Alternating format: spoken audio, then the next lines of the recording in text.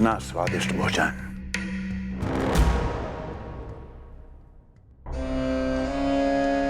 किसी विशेष इच्छा की पूर्ति के लिए मुझे सम्मोहित तो नहीं करना चाहती? मुझे पति के रूप में प्राप्त कर तो चुकी हो, अब प्राप्त करने को क्या क्या बचा है प्राप्ति? मैं प्राप्ति नहीं, अस्थि हूं स्वामी। प्राप्ति तो छुई मुई बनकर वहां खड़ी है। आप सदैव अपने विषय में ही सोचते हैं, कभी मेरे ओर भी निहारा कीजिए, तभी तो मेरा नाम सही से स्मरण होगा आपको।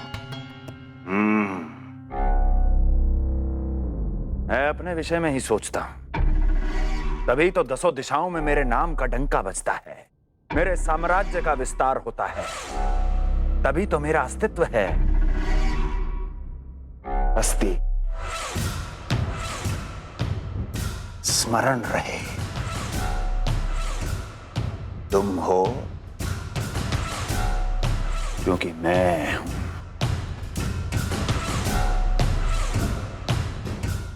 वन में यदि सिंह न हो तो उसके आश्रिति पर गीदड़ भी आक्रमण कर देते हैं। सिंह कभी अपने शत्रु को एक क्षण भी जीवित नहीं छोड़ता महाराज। आपने तो छोड़ दिया देवकी को। सिंह नहीं, आप वो गाय हैं जो अपनी कसाई से अथाह प्रेम करती है।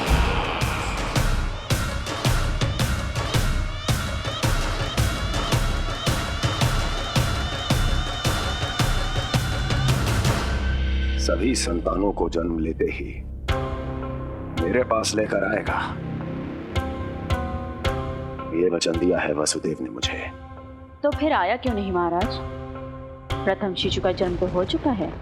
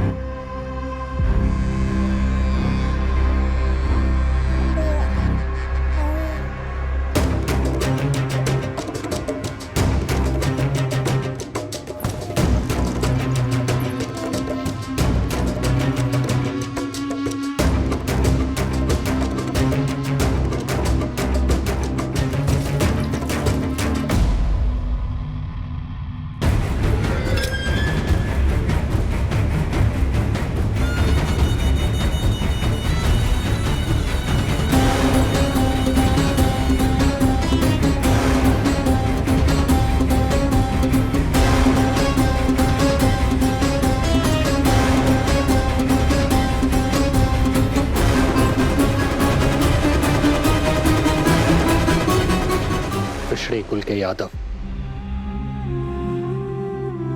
अपना वचन मिथ्या नहीं होने देते महाराज।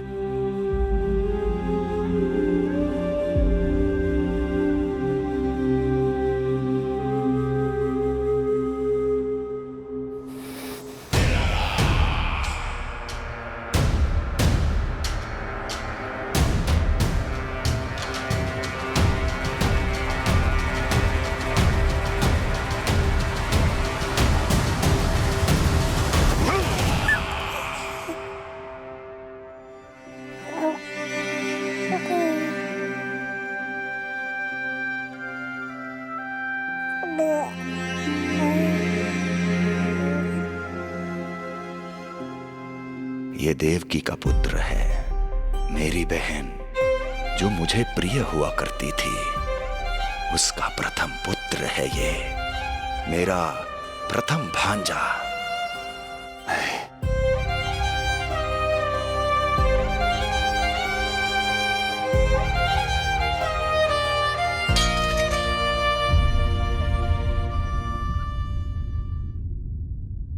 इसे वापस ले जाइए कुंवर जी।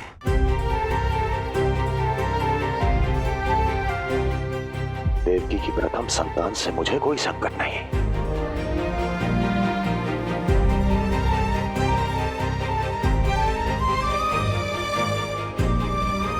और आपको क्या लगता है कुंवर जी कि मैं कोई राक्षस हूं क्या?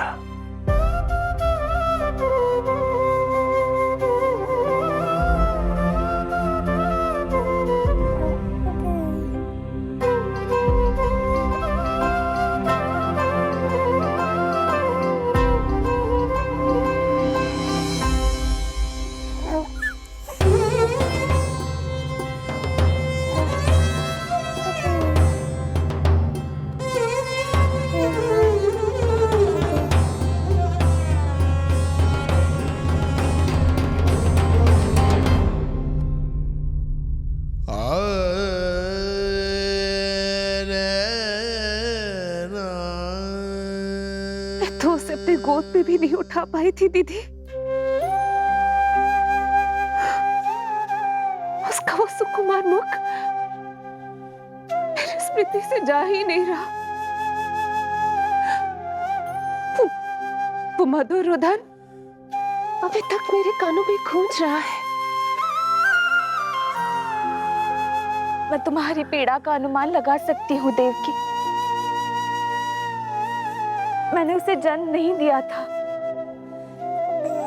फिर भी मेरे कान अभी तक उसके रुदन की ध्वनि सुन रहे हैं। क्योंकि ये अपनी माओ को पुकार रहा है।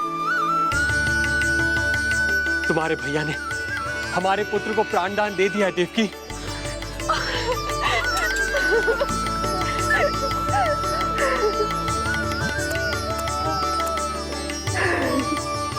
स्वामी, अब अपने पुत्र का नामकरण कीजिए।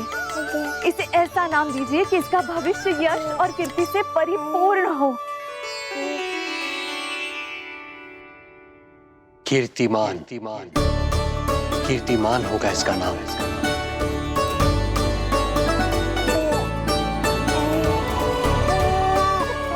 कीर्तिमान।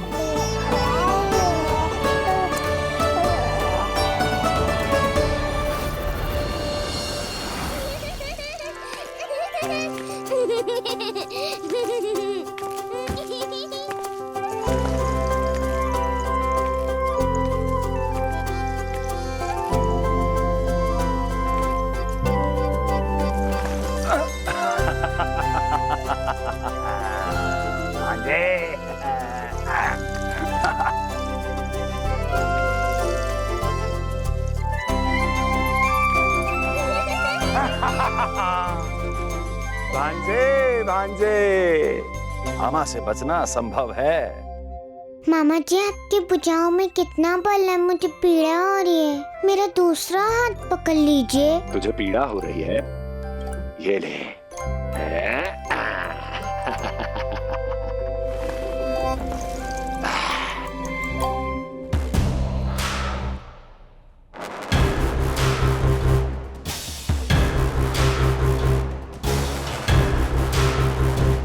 नारायण नारायण। मामा जी मूर्ख बन गए, मामा जी मूर्ख बन गए, मामा जी मूर्ख बन गए। इतना दुस्साहस! जा खेल। अब मामा जो है देवर्षि के साथ मंत्रणा करेंगे। जा खेल। क्योंकि अत्यंत महत्वपूर्ण ना हो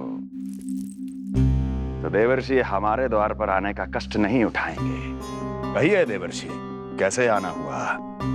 मैं तो बस आपको ये अद्भुत कमल पुष्प भेंट करने आया था महाराज। इसे देखते ही मुझे आपका स्मरण हुआ था। मानो ये मुझे पुकार कर कह रहा हो, मुझे महाराज कंस के पास ले चलिए। इसमें तो कुछ भी विशेष नहीं है देवर्षि। इसमें 8 पंखुड़ियां हैं महाराज, और 8वीं पंखुड़ी सबसे विशेष है। यदि विश्वास न हो तो आप स्वयं गिनकर देख लीजिए। आप मेरा उपहास कर रहे हैं देवर्षि। आप गिनिए तो सही महाराज। 1 2 3 4 5 6 7 8। क्या आप निश्चित रूप से कह सकते हैं कि यही 8वीं पंखुड़ी है? विचार कीजिए महाराज। क्या आप बिना किसी शंका के कह सकते हैं कि कौन सी पंखुड़ी पहली है और कौन सी आठवीं? क्या आप पूर्ण विश्वास के साथ कह सकते हैं कि कौन प्रथम है और कौन अंतिम?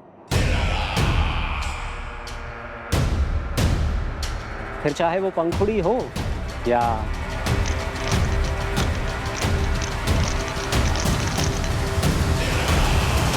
सावधान करने के लिए धन्यवाद देवर्षि। कंस के साथ धोखा करने वाले को अति भीषण दंड मिलेगा। भविष्य में ऐसी कल्पना मात्र से ही मेरे शत्रु भय से कांप उठेंगे। मथुरा नरेश, मैं तो मात्र पंखुड़ियों की बात कर रहा था। यदि आपने कुछ और समझ लिया है तो उसका उत्तरदायित्व मेरा नहीं है। नारायण नारायण।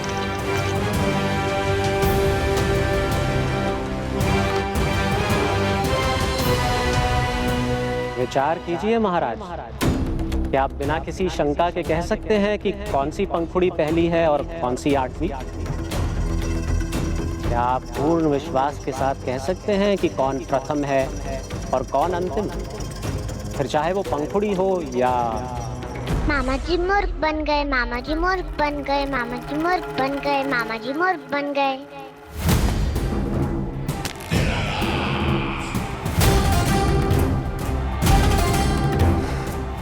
कंस को कोई मूर्ख नहीं बना सकता।